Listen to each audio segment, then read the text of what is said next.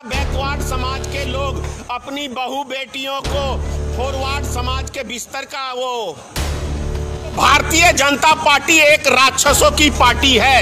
Bharatiya Janata party एक दानवों की पार्टी है जिसने मंदिरों के अंदर पूजा पाठ करने के लिए रोक लगाने का काम किया है। यह हिंदुओं की सरकार नहीं है, राक्षसों की सरकार है, दानवों की सरकार है। सरकार को जो उखाड़ना है उखाड़ ले, प्रशासन को जो करना है कर ले, मरने से नहीं डरते। ये नपुंसक की सरकार है, नपुंसक की, छक्के की सरकार, छक्के की सरकार, छक्के की सरकार, छक्के की सरकार, छक्के की सरकार। गुलामी की जिंदगी जीता है दरअसल नरेंद्र मोदी। उद्योगपतियों का गुलाम है नरेंद्र मोदी। जय श्री राम एक भड़काऊ नारा है।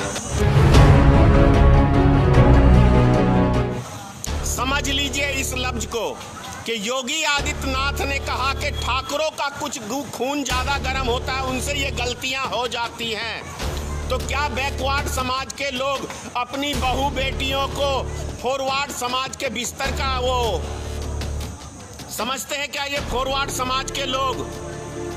ये समझना पड़ेगा। उसी के राह पे देश में काम हो रहा है। जैसे बिहार में चुनाव है, बिहार के चुनाव की ही बात कर ले हम। अभी हम जहां मधुबनी में हैं, मधुबनी से आप लाइव देख रहे हैं। मधुबनी में 4 भारतीय जनता पार्टी ने टिकट वितरण किया है, यहाँ पे 4। अब मैं चारों की कहानी बताता हूँ। बिस्पी क्षेत्र में बैठा हूँ। बिस्पी से भारतीय जनता पार्टी ने बचौल को टिकट दिया है। हरिभूषण ठाकुर नाम है, जात का भूमियार है। बगल में हमारे क्योटी क्षेत्र है। क्योटी क्षेत्र में भारतीय जनता पार्टी ने एक ब्राह्मण को टिकट दिया है। समझ लीजिए। इसके बिस्पी के बगल में इधर क्षेत्र है बेनीपट्टी। बेनीपट्टी से ब्राह्मण को टिकट दिया है। समझ लीजिए आपको झंझारपुर चले जाइए, झंझारपुर से ब्राह्मण को टिकट दिया है। तो ये ब्राह्मणवाद की व्यवस्था भारतीय जनता पार्टी कर रही है कि नहीं कर रही है, आप खुद फैसला करें। हिंदुस्तान में जिसकी पॉपुलेशन मात्र 10% में आती है, वो 10% 90% के ऊपर राज करे और 90% इनकी गुलामी करे। ये राजनीतिक चल रही है देश के अंदर। आपको समझना पड़ेगा बैकवर्ड समाज के लोगों। यदि आप इस चीज को नहीं समझते हैं, यदि आप इस चीज को नहीं समझते हैं, तो पुराने जमाने के अंदर जिस तरीके से फॉरवर्ड समाज के लोग अपनी जूती के अंदर आपको रखते थे, जूते के नीचे रखते थे, उस तरह का आपको रखने का एक बहुत बड़ा प्लान चल रहा है इस देश के अंदर। ये आप लोग को समझना पड़ेगा, ये आप लोग को समझना पड़ेगा। कभी भी फॉरवर्ड समाज, कभी बैकवर्ड समाज का हित ऐसी नहीं हुआ है। उसको गुलाम बना के रखा गया है, ये समझना पड़ेगा। उसको गुलाम बना के रखा गया है। और एक चीज और बता रहा हूं आपको, आखिर भारत के इतिहास के अंदर कभी भी मंदिरों में ताला नहीं लगा है।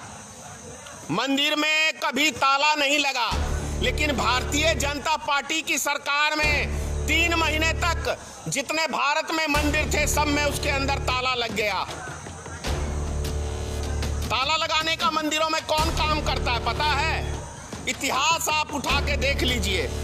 जितने शैतानी माइंड के लोग संसार में पैदा हुए, चाहे कंस के रूप में, रावण के रूप में, महिषासुर के रूप में, और तमाम सारे राक्षस जो पैदा हुए हैं, उन्होंने देवी देवता के पूजे के ऊपर रोक लगाने का काम किया है ताकि देवी देवताओं की शक्ति घटे और राक्षसों का बोलबाला हो। तो भारतीय जनता पार्टी एक राक्षसों की पार्टी है जिसने मंदिर के ऊपर ताला लगाने का काम किया है। आप समझिए, भारतीय जनता पार्टी एक दानवों की पार्टी है जिसने मंदिरों के अंदर पूजा पाठ करने के लिए रोक लगाने का काम किया है। ये हकीकत है। 3 महीने मंदिर में ताला लगवाया। जितने भारत के ज्योतिर्लिंग मंदिर थे उन सब में ताला लगवाने का काम किया है। तो क्या ये दानव नहीं कहेंगे इसको?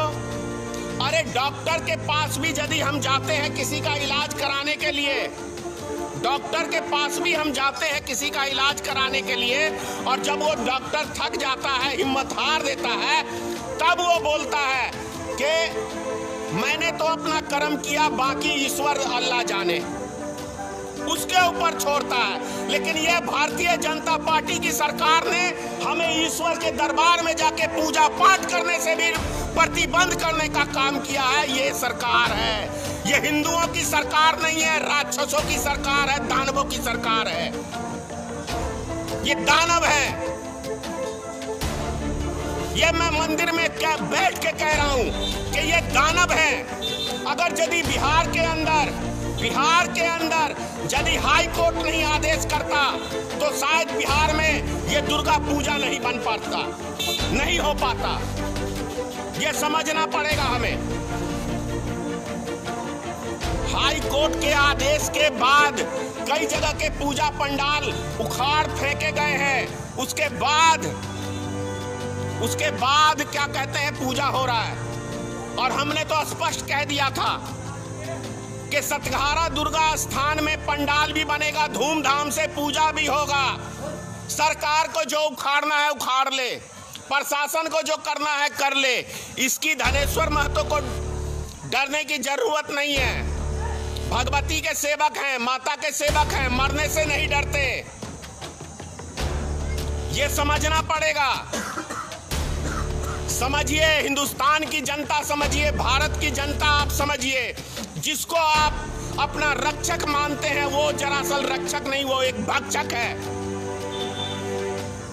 आपकी जिंदगी को तबाह करने का काम पिछले 6.5 साल में भारतीय जनता पार्टी की सरकार ने किया। चाहे वो बिजनेस का माध्यम हो, चाहे किसान का माध्यम हो, चाहे बहू बेटी की इज्जतों का मामला हो, किसी भी मामले के अंदर ये सरकार सफल नहीं रही है। सिर्फ बंद करने के अलावा चालू कोई काम नहीं किया है। यदि कुछ किया है तो अपने मित्र अडानी और अंबानी के पता नहीं भाई कौन सी सांठ गांठ है। ये 2 नमूने को पूरा देश बेच दिया इन्होंने। 2 नमूनों को पूरा देश बेच दिया। पता नहीं भाई क्या कहें, शोभा नहीं देता कुछ अब शब्द कहूं तो। समझना पड़ेगा हमें। नहीं समझेंगे तो हम सबकी बाल बच्चों का भविष्य तो अंधकार में डाल ही दिया है इस सरकार ने। अब लास्ट में और क्या कहूं,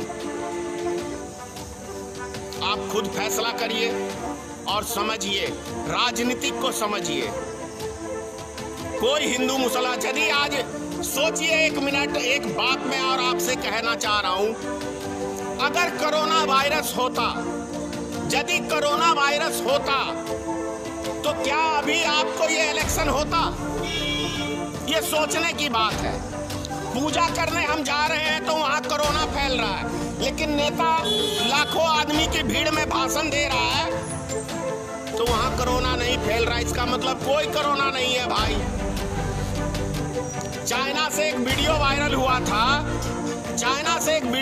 हुआ था कि 2 कदम एक आदमी चलता है और वो मुँह भरे गिर जाता है, सीधा गिर जाता है मुंह के बल। उस वीडियो ने पूरे संसार में दहशत फैला दिया। लेकिन क्या भारत के अंदर कोई मुझे एक मरीज का नाम बताएगा कि जिसको कोरोना हुआ और वो मुँह भरे गिर गया हो रोड पे? कहीं कोई रोड पे मौत हो गई हो किसी की? ऐसा एक कोई उदाहरण नहीं बता सकता, एक भी उदाहरण नहीं बता सकता है। क्यों? क्योंकि दरअसल कोरोना है ही नहीं। अगर कोरोना होता तो आज ये रोड पे नेता नहीं होते। क्योंकि यदि सबसे ज्यादा जान का डर है तो नेताओं को है। इसीलिए हर नेता अपनी सुरक्षा में एक बहुत बड़ा लेके चलता है। जैसे मोदी देख लीजिए, 1,62,00,000 एक दिन में खर्च करता अपनी सुरक्षा पे। सोचो चूहे को कितना डर है अपनी जान का। वो शेर नहीं है, भले उसको कोई बेवकूफ आदमी शेर मानता, उसको मैं चूहा मानता हूं। तभी तो चाइना के आगे नतमस्तक हो गया। हमारे 20 जवान को शहीद कर दिया चाइना ने, और ये नपुंसक बोलता है कि हमारी सीमा में कोई घुसा नहीं, हमारा पोस्ट कोई कब्जा किया नहीं। जो कि रक्षा मंत्री कहता है कि 38 किलोमीटर हमारी सीमा को चीन ने कब्जा कर लिया है, 20 सैनिक हमारे शहीद कर दिए गए। ये नपुंसक की सरकार है, नपुंसक की, छक्के की सरकार, छक्के की सरकार, छक्के की सरकार, छक्के की सरकार, छक्के की सरकार, छक्के की सरकार है ये सरकार सिर्फ जुमला मारना जानती है, बेवकूफ बनाना देश की जनता को जानती है। इसके अलावा इसके पास कोई रणनीति नहीं है, कोई देश का विकास के लिए योजना नहीं है, कोई कुछ नहीं है। ये गुलाम है उद्योगपति का, नरेंद्र मोदी, अडानी और अंबानी का गुलाम है। वो इसका जो मालिक है मुकेश अंबानी और अडानी, वो जो कहता है ये गुलाम वही करता है। गुलामी की जिंदगी जीता है दरअसल नरेंद्र मोदी, उद्योगपतियों का गुलाम है नरेंद्र मोदी। इसीलिए तो देश की सारी संपत्ति बेच के उद्योगपतियों की झोली में डाल दी। क्या कहिएगा ऐसे प्रधानमंत्री को जिसने 6.5 साल में देश की एक एक संपत्ति को बेच दिया, जिसने पूरी दुनिया में भारत का नाम हीरो में था, जीरो पे लाके खड़ा कर दिया। ऐसे प्रधानमंत्री हमें चाहिए। और बिहार की जनता, आप भूल गए कि इसी लॉकडाउन में इसी सरकार ने आपको पैदल चलने पे विवश कर दिया था, आपको रेलगाड़ी में कटने के लिए विवश कर दिया था। क्या भूल गए हैं? पूरे बिहार की जनता से कह रहा हूं मैं कि इसी सरकार ने अभी कुछ महीने पहले आपको पैदल चलने पे मजबूर कर दिया था। भूख से तड़प तड़प के रोड पे लोग मर रहे थे, रेलगाड़ियों में कट रहे थे, बसों में एक्सीडेंट करा के मारे गए हैं हमारे बिहार के लोग। क्या ऐसी सरकार को हम सपोर्ट करेंगे? क्या इतना काफी है कि जय श्री राम का नारा लगा दिया हो गया? अरे हम मिथिलावासी हैं, हम मिथिलावासी हैं और क्या कहते हैं, जानकी माता के संतान है, सीता माता को हम लोग मानते हैं। हम लोग का नारा है सीताराम, ना कि जय श्री राम। जय श्री राम एक भड़काऊ नारा है, लेकिन सीताराम एक मिठास है, मिठास है इस नाम में। राम भी कहो, लेकिन जय श्री राम लड़ना है। किससे लड़ोगे? भारत के अंदर ही किससे लड़ोगे भाई? कौन तो आपको दुश्मन है? कौन है भारत का दुश्मन? ये आरएसएस के लोग हैं भारत के दुश्मन, आपको बता दूं। ये भारतीय जनता पार्टी के लोग हैं भारत के दुश्मन, अमन के, शांति के, और क्या कहूं, बैकवर्ड समाज के दुश्मन हैं आरएसएस के लोग। ये मानना पड़ेगा आपको। बैकवर्ड समाज को गुलाम बनाने के लिए एक बहुत बड़ी योजना चल रही है भारत के अंदर। तभी तो मैंने अभी आपको कहा कि देखिए, मधुबनी के अंदर 4 टिकट का वितरण हुआ है, 4 के 4 ब्राह्मण हैं, कोई बैकवर्ड नहीं है। और मेरे कुशवाहा समाज के लोग, वो तो झोला उठाने के लिए ही पैदा हुए हैं। मेरे कुशवाहा समाज के लोग भारतीय जनता पार्टी का झोला उठाने के लिए पैदा हुआ है। असली गुलाम तो है मेरा कुशवाहा समाज का लोग।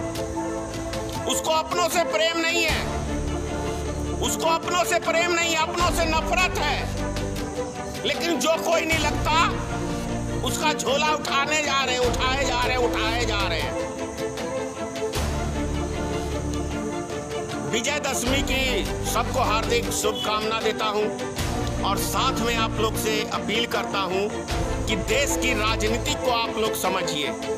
और बिहार की जो अभी विधानसभा चुनाव हो रहे हैं, किस मुंह से नरेंद्र मोदी आया था 2015 में, कैसे मजाक बना के गया था। बिहार का आप लोग भूल गए हैं कि बिहार के लोगों के डीएनए में खराबी होता है। यानी नरेंद्र मोदी हमारी माँ बहनों को गाली देके गया था और हम मोदी मोदी गा रहे हैं। क्या ये कैरेक्टर रह गया बिहार के लोगों का? कोई हमारी कितनी भी इज्जत उतार ले और उसके पीछे हम धूम हिलाए जा रहे हैं। कब तक दुम हिलाओगे भाई? थोड़ा अपनी मान सम्मान के लिए भी लड़ो। जिंदा रहने को तो कुत्ता भी जिंदा रह ही लेता है, इधर उधर पत्ता चाट के जीवित रह ही जाता है, लेकिन वो कुत्ता कहलाता है, मनुष्य नहीं कहलाता है। तो मैं आप सबसे कह रहा हूं कि अपने मान सम्मान के लिए जियो। कोई हमारा पेट नहीं भरता, हर व्यक्ति अपनी मेहनत की कमाई से आगे बढ़ता है और वो जीवित रहता है। कोई किसी पे एहसान नहीं करता, चाहे वो सरकार हो चाहे कोई हो। सरकार को हम, भारत का एक एक नागरिक टैक्स देता है, हमारे टैक्स के पैसे से सरकार ऐश मौज करती है। सरकार पे हम निर्भर नहीं है, सरकार हमसे निर्भर है। इस चीज को समझिए।